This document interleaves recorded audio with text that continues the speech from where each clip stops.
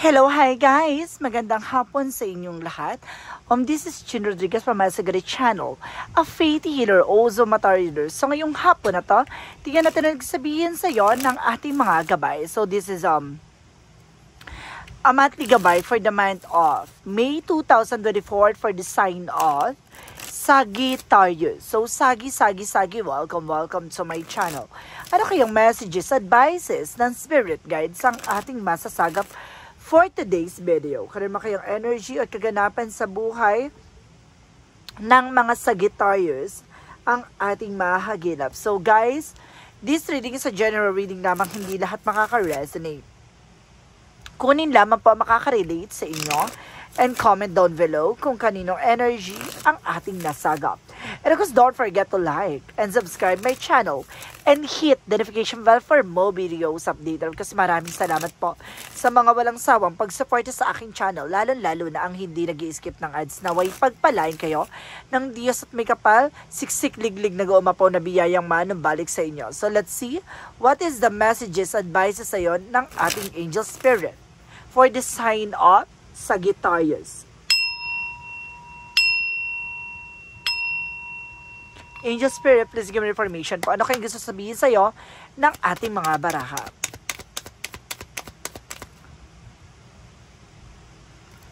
For a monthly gabay. So there's the Knight of Cups. So there's an offer, proposal, no engagement, or something apology.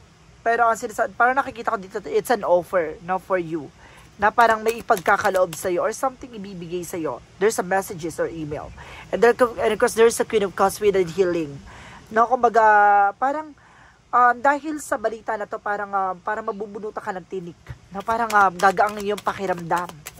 Na parang, ito yung inihintay ko. Thank you, God. Thank you, Lord. No? And of course, there's the Eight of Cups na you need to letting go. No? Na kailangan mo mag-looking forward. No? Kailangan mong pakawalan. No? Kailangan mo surrender yung mga bagay or worries mo. There's a negative thoughts na talagang nagsisink in sa akin dito with the moon card dito sa taas. Oh. And because there is the strength card, be confidence. No? Kailangan maging confianza at lakas mo ang loob mo. Kahit na mabangis yung bagay na pinapasukan mo or ginagampanan mo sa eksena na yan, kailangan mo maging matapang. 'Di ba? Kumaga lahat ng mga bagay ay kapag alam mo sa sarili mo na kaya mo, ay kaya mo. And because there is the Six of Swords, the transition, makakaalis ka sa situation. No, makakabangon ka. And because there's a Two of Wands by choices. No, may mga bagay dito na parang pagpipilian ka or pipiliin mo tong bagay na to para sa ikabubuti ng eksena mo. So let's see what is the Knight of Cups. So there's the King of Wands by control. Now, itong offer na to ay maaaring kumbaga magdala sa'yo ng control at magdala sa'yo ng stability. No? So let's see what is additional messages for Queen of Cups. And of course, there is the Three of Wands. The Three of Cups for a celebration coming in for you. May celebration din dito, ha. Kumbaga, dahil sa pag-aantay mo, ito na ang kabayaran. There's an Eight of Cups for the Sun card. There's a pure positive outcome, no? Kumbaga, masasagot na talaga yung mga bagay na katanungan mo dito, no? Kumbaga, kailangan mo lang talaga mag-surrender. No? The more na greedy ka sa bagay-bagay, hindi mo makukuha. So, ibig sabihin na kailangan mo i-set aside yung greedy mo sa isang bagay na yon. Kailangan mo alisin, no? Waksiin niya sa isip mo, no? Kantayan mo mangyari siya, unfold it naturally. So let's see what is additional messages for angel spirit.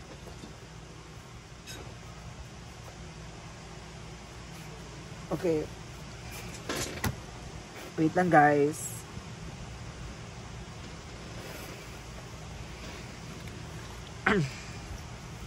Okay, let's see what is additional messages. And because the Strength card represents the Seven of Pentacles. So this is the harvest time. So ito yung mga bagay na parang hinintay mo, no, na makamit mo. Parang ang ilap-ilap sa'yo ng kapalaran ngayon. No? Pero parang kumbaga hinintay mo talaga to opportunity na mapapasayo. Parang ganon.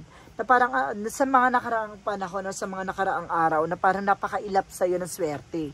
Pero this is the moment na parang unti-unti mo nang hinaharap yung takot at pangamba mo. No, kumbaga nagkaroon something ng fear and doubt dito. Pero eventually, gaganda na ang takbo ng eksena mo kasi magkakaroon ng harvest time. With the justice will be served, magkakaroon ka na ng balance, no? At makokontrol mo na ang bagay-bagay sa sarili mo. No, this is the Six of Swords, the transition na kailangan mo baguhin yung perspective mo, baguhin mo yung mindset mo kasi yun yung nagbibigay ng negative result. No, there's the Two of Wands with the Ten of Wands. So there's a burden. Nabigat, bitawan mo yung bigat ng pakiramdam mo, bitawan mo yung bigat ng nararamdaman mo. This is the Two of Wands by choices. Kumbaga kaya mo nararanasan dahil gusto mo yan. So ibig sabihin dito, kumbaga kung ayaw mo sa bagay na yung bitawan mo. No? Kumbaga, wag mong bitbitin yung isang bagay na nagpapahirap sa'yo. There's an Ace of Wands for Knight of Cups and the King of Wands. So, sinasabi dito na magkakaroon ka ng bagong simula. This is a new beginning coming in for you. And new plans. So, there's the Queen of Cups and the Three of Cups with that Eight of Swords. So, ibig sabihin dito with the Three of Cups, ibig sabihin there's a third party involved na napapalibutan ka ng toxicities. No? There's a lot of negativities around you. You need to be aware. No? At unti-unti yung paghila mo, unti-unti yung paggaling. At sinasabi sa'yo dito, babae itong may malang. Babae itong pinag-uusapan ka behind your back. Diba? Maraming inggitera sa'yo. And there's a two girls and one boy na parang pinagchichismis ka. It's either kapitbahay mo or kamag-anak mo. There is the Eight of Cups because the Sun card represent the Page of Wands. So there's a good news. May magandang balita dito na parang dahil sa balita na to makakalis ka na dun sa negatibo mo, yung pag-iisip ng mga hindi magaganda, no? Parang ganon, para makakalaya ka na dun. There's a Strength card because the Seven of Pentacles represent the Knight of Wands by slow and steady, no? Kumbaga, there's a perfect timing no? Kumbaga, hinay-hinay lang. Hindi naman yan agad-agad Parang nagtanim ka ng binhi na kailangan mong hintayin pa yung magiging resulta. Kung tutubo ba to or magiging maganda or kumbaga yayamong ba to, depende yan sa pag-aalaga mo. Ganon siya. Kumbaga, maging malakas at maging matibay ka. At the same time, kumbaga, maraming unos na susubok sa yung banggain at sirain ka. May mga bagay dyan na kailangan mo maging matatag. No, kailangan mo magkaroon ng confiance sa sarili mo na kaya mong lagpasan, kaya mong makabangon at kaya mong makaalis dyan sa sitwasyon mo. So, let's see what is the Six of Swords because the Justice.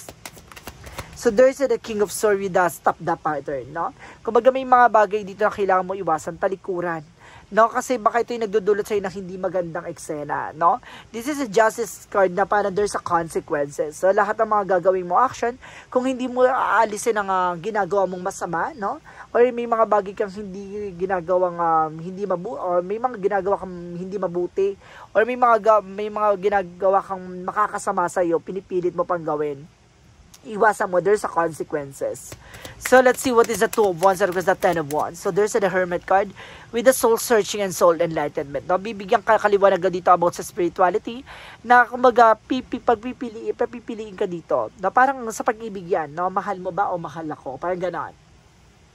Parang kailangan mong pumili, no? Kung ano ba yung kailangan mong gawin, yung kailangan mo o mas yung kailangan mo or mas yung gusto mo lang. Parang ganon, no? You need to choose wisely.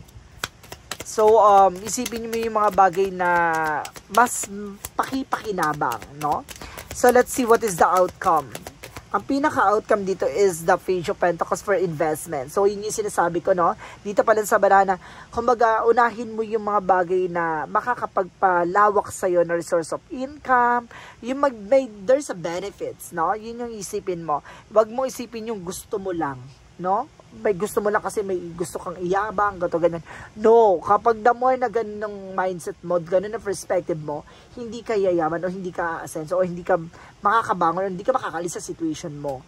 No? Because there's an information with Four of Cups, there's a evaluate or analyze. No? Lagi mong pag-iisipan lahat ng mga bagay na gagawin mong actions. No? Even yung mga offers na darating sa'yo, pag-iisipan mo, be analyze and be visualize.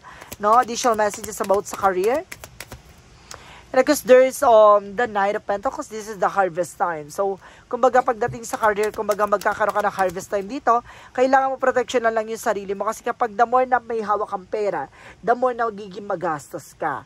Na kaya kailangan limitahan mo, protectionan mo yung pinaghirapan mo. Kasi at the end of the time, kumbaga ikaw lang din yung magsasuffer niyan. So, kumbaga ikaw yung dapat mo protekta at ikaw yung gagawa ng paraan para mapag-ingatan mo kung ano man ang meron ka, no? Pagdating sa career, ibig sabihin dito, protectionan mo, no? At maging mautak ka sa paggawa na paggamit ng pera. There's a 5 of Wands with complication with the reverse. So, ibig sabihin, no more complication, no more, there's a recovery, no? Parang unti-unti ka na makaka-recover dito. At there's a lot of competitors, no? Marami kang kalaban, marami kang kakompetensya dito. Sinasabi sa'yo dito, protection mo yung sarili mo kasi, kumbaga, maraming taong gustong hilahin ka pababa, no? Sasama ka ba sa kanila? Amen. And because there's the Knight of Pentacles with the security. I told you so. Now you need to secure yourself. And of course, your finances and of course, resource of income. Even yourself, no? Kumbaga, kailangan mo protection mo lahat ng mga bagay na kung ano man ang meron ka. So, let's see additional messages about sa love life. About sa love life, there's a 6 of Wands by victory as yours. Na mapagtatagumpay mo, pagbuhay, pag-ibig, ang pag-uusapan. And because there's an information with the 8 of Wands, so there's a fast communication and fast movement, there's a travel, and there's an email and messages ka matatanggap, no? Kumbaga, there's a lot of communication coming in for you with your loved ones, with your partner, no? So, let's see additional messages about sa health. So, there's a 4 of Wands, so there's a nag-uumapaw na kaligayahan, there's a 3 of Pentacles with connections, no? Collaboration, teamwork, no? Kailangan mo lang magpahinga sa dami mo mga selebrasyong ginampanan or ng mga ganap mo sa buhay, no? Kumbaga sinasabi na kailangan mo rin magpahinga dito, no? So let's see what is additional messages for magical fairy messages.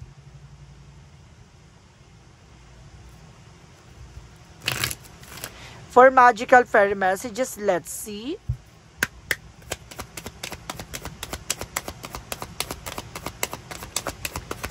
And of course, there's an autumn. See, I told you, this is the harvest time na may mga bagay na parang ito yung hinintay mo. Ito yung mga bagay na pinangako at pinangarap mo, na makamit mo, no? Kumbaga, unti-unti nang may isa sa katuparan with the summer, no? This summer season, so maaring, kumbaga lahat ng mga katanungan mo sa buhay ay maaring masagot na. So, this is the harvest time. So, yung sinasabi ko, di ba, lahat ng mga gagawin mo action ay may kaakibat yung consequences. So, gagawin mo in a good way, in a good matter, in a good places. So, magiging maganda ang takbo ng buhay mo. No? So, gawin mo yan sa mabuting paraan, sa magandang pamamaraan, no? Ganon lang yon. So, let's see what is additional messages for Angel Spirit for Yin and Yang Oracle card. And there's a losses. No? May mga bagay dito na parang mawawala sa'yo. No? May mga bagay na parang mawawala. Katulad ng mga taong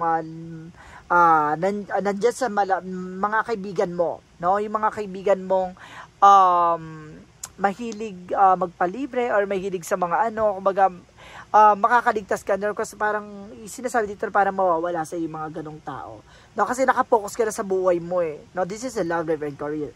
Now, and of course, there's a health, no? Ibig sabihin dito na parang pinalaya mo yung sarili mo sa mga negatibo. There's something losses and rejections, no? Kumbaga, hindi mo na, kumbaga, nire-reject mo na yung mga taong nagbibigay ng impormasyon sa'yo, alam mong hindi makakabuti. Alam mo na yung tama't mali. It's a good part. And there's the transformation. Yung sinasabi ko na, parang binago ka dito nabago ka dito dahil sa mga nangyari sa'yo. At the same time, there's a doubt, no? Kumbaga, alisin mo lang daw tong pag-aalinlangan mo. Meron ka pang pag-aalinlangan or something na alanganing paniniwala or alanganin sa sitwasyon mo. And there's a chemistry. Magtiwala ka sa partnership nyo. Diba? So, let's see what is additional messages for synchronicities. For synchronicities, let's see. And there is some joy, ligaya. So, magiging maligaya ka this time. At the same time, there's an information with healing. Na unti-unting paghilom, unti-unting pagaling sa iyong mga karamdaman. Sa sitwasyon man, there's a trust na kailangan mo magtiwala. Na lahat ng mga nangyayari sa buhay mo ay may kaakibat na kabutihan o masamang eksena. So, ibig sabihin, depende yan sa magiging action mo. Diba? Dapat handa ka sa consequences. Kaya there's a justice card here. And there's a that to the decide to be happy now, no? Kailangan mo mag-decision ngayon na magiging masaya ka ngayon. And you're on the right path, na nasa tamang direction ka. Napanood mo tong reading na to, talagang tumugma sa'yo, it's a good part. And of course, new beginning and fresh start is coming. So talagang magkakaroon ng panibagong buhay at bagong simula. No? So let's see what is the chakra messages. And there's a recovery. I told you so. Diba? Unti-unting makaka-recover ka na sa lahat ng mga pinanggalingan or panggagalingan sa eksena mo. Ganon. Kumbaga, unti-unti ka nang, kumbaga, hihilom, no? Unti-unti ka nang gagaling. There's a guilt na maraming taong nagagalit sa'yo or something parang naiinis. And there's a destiny. Talaga, kumbaga, nakalaan talaga yung mga bagay na mangyayari sa'yo. Nasa kapalaran mo with the destiny. So, let's see what is Archangel Raphael messages. That Jesus Divine Healer. Talagang, there is a healing, guys, ha? Parang no, sa lahat ng mga, alam mo, guys, nakasense ako dito, parang may mga bagay na nagawa ka sa nakaraan mo na parang pinagsisihan mo, na ngayon bumabawi ka na sa sarili mo. Parang ganon. No, kasi there's a consequences with the justice. So, parang, kumbaga, naramdaman mo no? Naranasan mo yung part na parang, hindi ka nakakabangon o hindi ka nakakaalis sa sitwasyon dahil sa ginawa mo. No, parang inuusig ka ng konsensya mo. So, parang nagkaroon ng anxiety and stress and overthinking. There's a community dahil din sa, there's a social life, no, dahil sa suhol or dahil sa pakikipag-collaborate, no, sa family or friends, no, and there is a storm warning. May unos dito na papasok sa buhay mo, may mga bagay na parang magbabago, no? Parang feeling ko babaguhin to, parang lilinisin to kumbaga trahedya kung tawagin, pero this is the beautiful disaster na mangyayari sa buhay mo, na parang lilinisin niya yung pinakakalat sa buhay mo. And of course, there is an angel of balance. Dito papasok ka, magiging balanse ka na sa buhay mo, sa eksena mo. No, parang itong unos na to, hindi siya masama no? Parang this is the beautiful disaster na mangyayari sa buhay mo talaga. And there's a loneliness, hindi ka nag-iisa. At the same time, guys, there's indecision. May mga bagay na parang nahihirapan kang pagdesisyonan, no? Parang nagkakaroon ka ng doubt and fear. And there's a blame, no? Wala kang ibang sisisihin sa mga gagawin mo, kundi ang sarili mo, no? Let's see what is the Monsology. Surrender to the divine, no? Kailangan mong bitawan, pakawalan sa ating divine. Lahat ng mga bagay na nangyayari sa iyo ay may ibig sabihin at may kahulugan. There's a have faith in your dreams, no? Kailangan mo magtiwala sa pangarap mo. At the same time, a new romantic cycle begin. Dito papasok pa rin bagong cycle sa buhay pag-ibig. So let's see what is additional messages. And there's a nutrition. Kailangan mo ng fruit and vegetables. And there's a flower, talaga mamumukadkad, no? This is the moment na parang, ito na yung panahon na mapagyabong, no? There's a music, no? Makinig ka sa something music na makakatulong sa'yo for healing energy. Or marunong ka kumanta, no? Magaling ka kumanta. And of course, there is a astral travel by Dream Time Soul Travel. So, ibig sabihin, kumbaga may pangitain ka na, nakita mo na yung mga bagay na posibleng mangyari. And there is Lady Mantle. So, there's an healing. Talaga magkakaroon ng healing, ha, guys?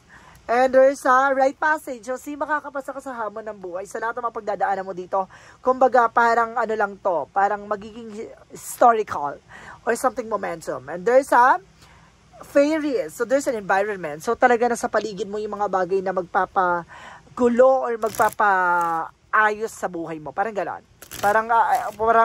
Parang nasa paligid mo yung parang it's either tukso or parang education or something experiences or lesson learned, no? Nasa paligid mo lang yung mga bagay na parang magsisilbing aral. Tapos pagdating ng parang ito yung sinasabi na parang unos, no? Pagdating ng unos na yon, doon lilinisin yung mga kalat sa hanay mo. Additional messages. And there's a call with it's time to step up. Now, there's a soul gift. Now, parang tinitrain ka na ng ating universe na kailangang bumangon. And there is a crack open by surrender. So, kailangan mong bitawan, pakawalan yung mga nagbibigay sa'yo ng worries. So, let's see what is our Romance Angels. Romance Angels represent, keep an open mind, no? Sa estado mo ngayon pagdating sa buhay pag-ibig, kailangan maging open mind ka.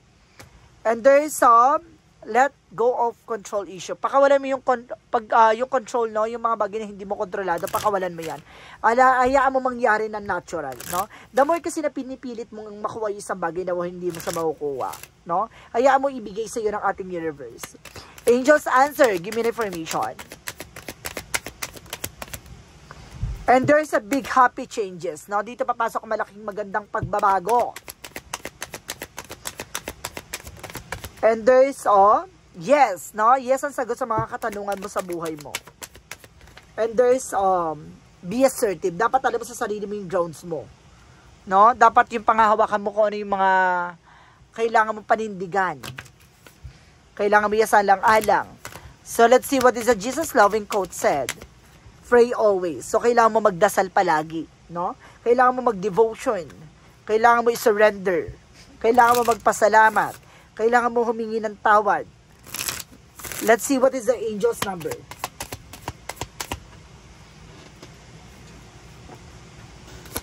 Let's see what is the angel's number. Okay.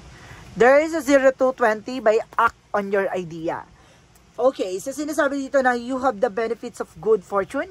And if you see your wise judgment, you can do anything in this place. You can reach new heights. You should act your potential when you see this pattern, since what your plant will grow. You're about to experience a spectacular accent. So see, I told you so, kung ano yung tinanim mo siyang aanihin mo. Parang, ayun sinasabi ko kanina, kung ano yung mga bagay na gagawin mo, ay yun ang mga bagay na mangyayari sa'yo. No? Kumbaga, yun nga, consequences, no? Kumbaga, what goes around comes around. Yun sinasabi dito na what your plant will grow, you're about to experience a spectacular ascents, no? Talagang mararamdaman mo at mararanasan mo yung mga bagay na dapat mo maranasan, depende yan sa kilos at galaw mo. So, messages of life represent, so there's a may creative power. So, sinasabi dito, I recognize the creative power of my thoughts. I know that I can use them to build or to destroy. Today, I choose to use my thoughts to create a new universal field. With a joy and harmony, I will maintain a positive attitudes. I have the power to create love and peace. So, see? Ayun yung sinasabi ko before na ikaw yung makakagawa ng bagay na ikasisira at ikabubuo mo. No? Kumbaga, this is okay. So, ito yung mga bagay na parang ipapakita sa iyo ng universe, no? Parang sinasabi dito na may mga bagay na dito na parang makakalaya ka na sa mga iisipin mo, na parang bibigyang pagbabago at magaganap na pagbabago sa buhay mo. At yung mga bagay na to ay magsisilbing hudyat, no? Magsisilbing hudyat ng malaking ganap, no? Malaking kaganapan sa buhay mo. May mga bagay dito, guys, na parang lilinisin or alisin sa hanay mo. At itong mga bagay na to ay kumbaga, ito yung magiging beautiful disaster na akala mo ikasisira mo, yung pala ito yung malaking magandang kalalabasan ng eksena mo, no? Kumbaga, akala mo ikasisira mo na yung mga bagay na yun pala, may plano pala yung si God, no? Parang may mga bagay na kumbaga gusto mo makuha pero hindi mo nakuha, pero yung mga bagay na hindi mo akalaing makuha pero nakuha mo, tapos hindi ka familiar doon at hindi mo alam kung paano may ma-manage na yon, yung pala will ni God yun para palawakin pa, no, ang iyong buhay, no, karanasan. At yung mga bagay na ibinigay sa'yo, yun yung pinaka-worth it na kahit na sino man na hindi maaagaw sa'yo. No? So guys, this is a monthly gabay for the month of May 2024 for the sign of Sagittarius. So, Sagi, maraming salamat for this wonderful reading. So, once again, this reading is a general reading namang hindi lahat makaka-resonate. Kunin lamang pa makaka-relate sa inyo and comment down below kung kaninong energy ang ating nasagap. And of course, don't forget to like and subscribe my channel and hit the notification bell for more videos update. And of course, maraming salamat sa mga walang sawang pagsuporta sa aking channel.